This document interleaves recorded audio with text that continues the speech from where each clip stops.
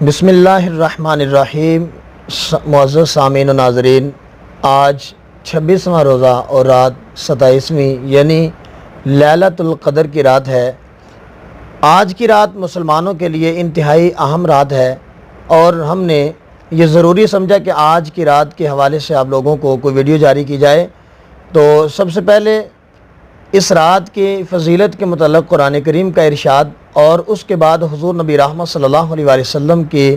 احادیث مبارکہ سے اس رات کی افضلیت کے بارے میں ہم عرض کریں گے۔ تو 30واں پارہ سورۃ القدر یعنی اس رات کی افضلیت کا معیار یہ ہے کہ اللہ رب العزت نے اس رات کی فضیلت کو بیان کرنے کے لیے پوری قرآن کی ایک سورت نازل فرمائی، جس میں اللہ رب العزت نے ارشاد فرمایا انا انزلناہ فی لیلۃ القدر، کہ بے شک ہم نے قرآن کو لیلۃ القدر کی رات نازل فرمایا۔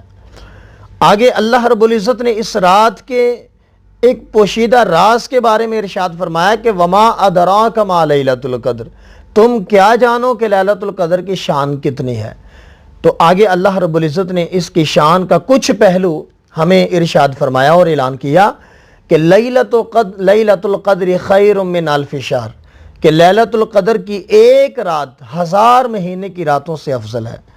تو یعنی یہ ایک رات 1000 مہینے کی راتوں سے افضل ہے، اعلیٰ ہے۔ حضور نبی رحمت صلی اللہ علیہ وآلہ وسلم کے فرامین کے مطابق اگر دیکھا جائے تو آج کی رات کی بہت زیادہ فضیلتیں۔ حضرت عائشہ صدیقہ رضی اللہ تعالی عنہا آپ فرماتی ہیں کہ جب رمضان کا آخری عشرہ داخل ہوتا تو حضور علیہ السلام اپنی عبادت کے لیے اپنی کمر کس لیتے اور خود بھی عبادت کرتے اور اپنے گھر والوں کو بھی عبادت کے لیے مصروف رکھتے۔ حضور نبی رحمت صلی اللہ علیہ وآلہ وسلم نے لیلۃ القدر کو رمضان کے پہلے عشرے میں تلاش کرنے کے لیے اعتکاف کیا، پھر حضور نے رمضان کے دوسرے عشرے میں اعتکاف کیا، پھر حضور نے تیسرے عشرے میں اعتکاف کیا، اور حضور علیہ السلام نے اپنی امت کی رہنمائی کے لیے اعلان فرمایا۔ حضور علیہ السلام کا فرمان ہے تحروا لیلۃ القدر، لیلۃ القدر کو تلاش کرو فی الوتر من العشر الاواخر من رمضان، کہ رمضان المبارک کے آخری عشرے کی طاق راتوں میں لیلۃ القدر کو تلاش کرو۔ یعنی حضور علیہ السلام کے فرمان کا واضح مطلب یہ ہے کہ لیلۃ القدر کی رات آخری عشرے کی کوئی بھی طاق رات ہو سکتی ہے، وہ 21ویں ہے، 23ویں ہے، 25ویں ہے، 27ویں ہے یا 29ویں ہے۔ اگرچہ بہت سارے شواہد 27ویں کی رات کو لیلۃ القدر ہونے کے اعتبار سے ملتے ہیں،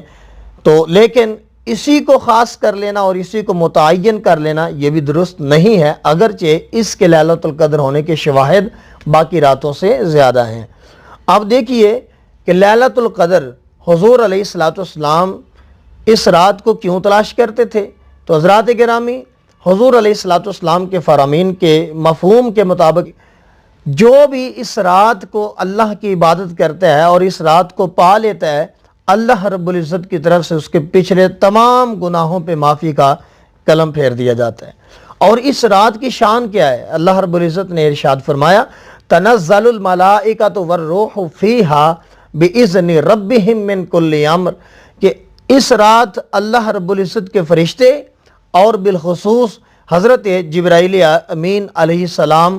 اللہ کے حکم سے اللہ کا پیغام لے کے، اللہ کا حکم لے کے آسمان سے زمین پہ نازل ہوتے ہیں، اور تمام مومنین کے لیے جو اللہ کی عبادت میں مصروف ہیں ان کے لیے اللہ سے دعا کرتے ہیں، اور اللہ کی طرف سے ملنے والی رحمت تمام مومنین کے اندر تقسیم کرتے ہیں، بانٹتے ہیں۔ اور کہاں تک، کس رات کے کس حصے تک یہ عمل جاری رہتا ہے، تو قرآن نے اس کا بھی حل ارشاد فرمایا کہ ہیا حتی مطلع الفجر، کہ یہ رات پوری رات عمل رہتا ہے یہاں تک کہ فجر طلوع ہوتی ہے، یعنی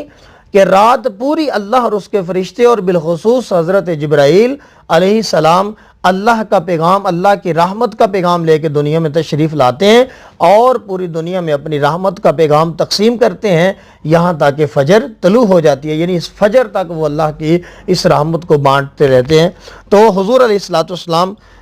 کے جو آپ کے احوال اور افعال تھے اس رات، تو حضور علیہ السلام رمضان کی آخری 10 راتوں میں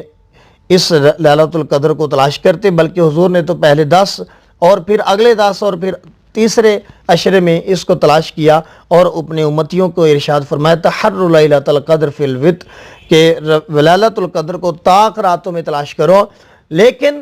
ایک سوال یہ ہے کہ ہم طاق راتوں میں لیلۃ القدر کو تلاش کرتے ہیں تو کوئی لیلۃ القدر ہمیں نہیں ملتی۔ فرض کر لیں کہ جس رات لیلۃ القدر تھی ہم وہ نہیں جاگ سکے، باقی ہم نے تمام طاق راتیں جاگ کر اللہ کی عبادت کی ہے، تو یاد رکھیے گا کہ جو بندہ مومن لیلۃ القدر کی تلاش کی نیت میں رات کو جاگتا ہے، اللہ کی عبادت کرتا ہے، تو وہ لیلۃ القدر ہو تو فابہا، اس سے بڑی بات تو کوئی ہے ہی نہیں۔ لیکن اگر وہ لیلۃ القدر نہ ہو تو اللہ رب العزت اس کو لیلۃ القدر ہی کا ثواب عطا فرماتا ہے۔ تو یہاں سے بھی حضور علیہ السلام کے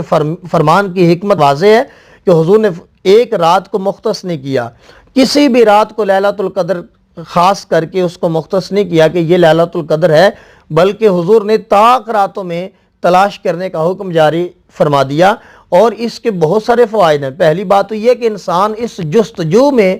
ان راتوں کو خصوصاً قیام کرے گا، رکوع و سجود کرے گا، اور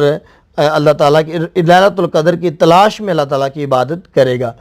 دوسری بات، حضور علیہ السلام اصل میں اپنی امتی کو ایک لیلۃ القدر کے صدقے سے 5 لیلۃ القدر کا ثواب عطا فرمانا چاہتے تھے، اس لیے حضور نے ارشاد فرمایا کہ ان کو طاق راتوں میں تلاش کرو۔ اب جو طاق راتوں میں جا کے اللہ کی عبادت کرتا ہے وہ لیلۃ القدر ہے تو بڑی اچھی بات ہے، اگر نہیں ہے تو اللہ کی طرف سے اس کو لیلۃ القدر کا ثواب مل جاتا ہے۔ تو حضرات گرامی، اب دیکھنا یہ ہے کہ اس رات ہم نے کرنا کیا ہے، کون سی عبادت ہے، نوافل ہیں یا کیا طریقہ کار ہے۔ تو سب سے پہلے عشاء کی نماز باجماعت ادا کریں۔ عشاء کی نماز باجماعت ادا کرنے کے بعد نماز تراویح کا اہتمام کریں، نماز تراویح کے بعد نماز وتر کا اہتمام کریں، اس کے بعد ذکر و اذکار کریں، اللہ رب العزت کی بڑائی بیان کریں، کلمات کا ذکر کریں، تسبیح و تحلیل کریں، اور اس کے بعد نوافل پڑھیں۔ اب نوافل کی اکثر لوگوں کا سوال یہ ہوتا ہے کہ کتنے پڑھیں۔ حضرات گرامی، جو چیز نفل ہے اس کی کوئی حد نہیں ہوتی، وہ آپ 2 پڑھ لیں، 4 پڑھ لیں، 10 پڑھ لیں، 100 پڑھ لیں، جتنی اللہ نے توفیق عطا فرمائی ہے اتنے نوافل آپ ادا کریں۔ قرآن پاک کی تلاوت کریں، درود پاک پڑھیں، اور سحری کے وقت تک اللہ رب العزت کی عبادت میں مصروف رہیں، مختلف ذکر و اذکار کریں، قرآن پاک کی تلاوت کریں۔ اگر آپ کے پاس کوئی اور بھی ہے تو اس کو واضح و نصیحت بھی آپ کر سکتے ہیں، اور قرآن و حدیث کی آپ قرآن کی تلاوت کر سکتے ہیں، حدیث کا مطالعہ کر سکتے ہیں، الغرض کے کوئی بھی نیکی کا کام اس رات آپ کر سکتے ہیں، یہاں تک کہ سحری کا وقت ہو اور تہجد کی نماز ادا کریں۔ تہجد کے بعد آپ اپنی سحری کریں، اور فجر کی نماز باجماعت ادا کرنا نہ بھولیے گا، اس لیے کہ وہ فرض ہے۔ اگر فرضوں کی ادائیگی نہ ہو تو نوافل کی ادائیگی کا ثواب نہیں ملتا۔ فجر کی نماز باجماعت ادا کریں، اس کے بعد بھی قرآن پاک کی تلاوت کریں، اور جب زوال کا وقت ختم ہو اس وقت آپ چاشت اور اشراق کے نوافل پڑھنے کے بعد اپنے بستر پہ آرام فرما لیں۔ اللہ رب العزت کی بارگاہ سے التجا ہے کہ اللہ تعالی ہم سب کو لیلۃ القدر نصیب فرمائے، اور لیلۃ القدر کے صدقے سے ہم تمام کی پریشانیاں دور فرمائے۔ آمین ثم آمین بجاہ نبی الکریم والسلام۔